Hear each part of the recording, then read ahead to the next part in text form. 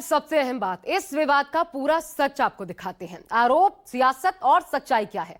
Court में अब तक इस मामले पर क्या हुआ था, इस मुद्दे पर मस्जिद कमेटी का पक्ष क्या है, क्या अचानक ये कार्रवाई की गई या फिर बाकायदा जानकारी देकर, तो क्या भरोसे में लेने के बावजूद ये बवाल हुआ। हालांकि कोर्ट के आदेश पर अतिक्रमण हटाया गया, बावजूद इसके जल्दबाजी में जानबूझकर कार्रवाई के आरोप क्यों लग रहे हैं। हर सवाल का जवाब इस रिपोर्ट के जरिए जानिए।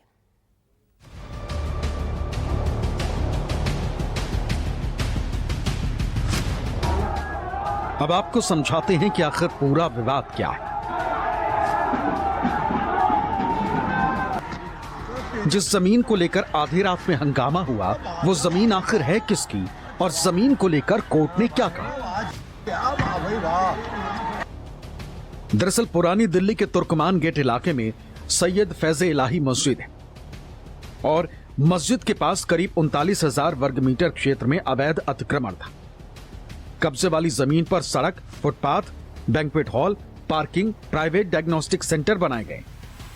12 नवंबर को दिल्ली हाई कोर्ट ने मस्जिद के पास बनी इन संरचनाओं को अवैध मानते हुए दिल्ली नगर निगम को अतिक्रमण हटाने के लिए 3 महीने का वक्त दिया, जिसकी मियाद 12 फरवरी तक थी।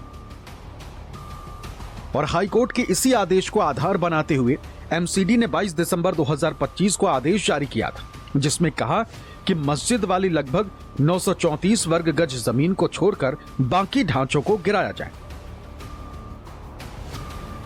जिसे लेकर बाकायदा नोटिस भी चस्पा किए गए थे। इसी बीच मस्जिद कमेटी ने हाई कोर्ट के आदेश को चुनौती दी। अतिक्रमण हटाने के आदेश को चुनौती देते हुए मस्जिद कमेटी ने कोर्ट में दावा किया कि यह जमीन नोटिफाइड वक्फ प्रॉपर्टी है और इस पर सिर्फ वक्फ ट्रिब्यूनल का अधिकार है।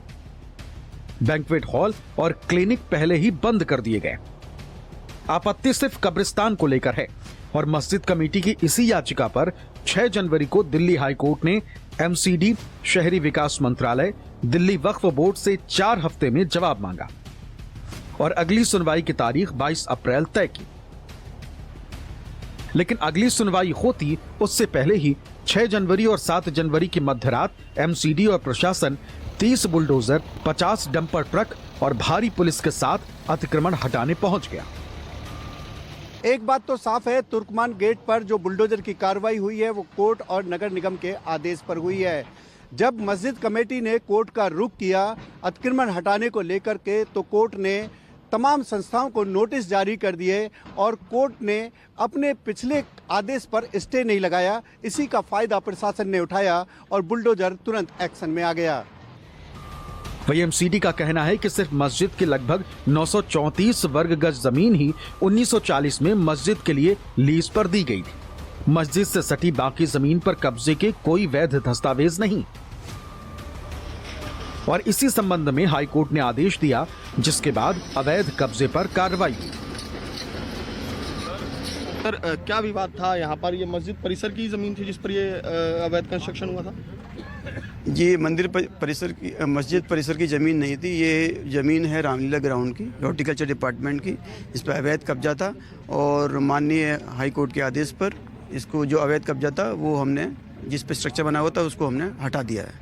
अच्छा, तो क्या इस दौरान कुछ बवाल भी हुआ, उपद्रव भी हुआ? क्या आपके लोग भी कुछ घायल हुए हैं? बिल्कुल, जैसे ही हमने ऑपरेशन शुरू किया रात में लगभग 1 बजे के आसपास, तो जैसी पुलिस की टीम पहुंची, मैं भी पहुंचा, तो वहां पर भीड़ ने पथराव किया और लेकिन पुलिस की मैं बहुत थैंक यू बोलता हूं पुलिस को कि उन्होंने तुरंत मौके पर जाकर सिचुएशन कंट्रोल किया।